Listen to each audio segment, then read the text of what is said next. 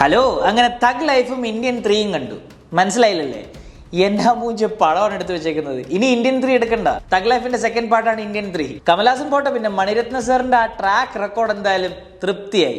ശങ്കറിന്റെ root തന്നെ മണിരത്ന സാറിനും ഒരു പൊൻതൂവൽ വന്നിരിക്കുകയാണ് നമ്മുടെ തഗ് ലൈഫിന്റെ ത്രൂ.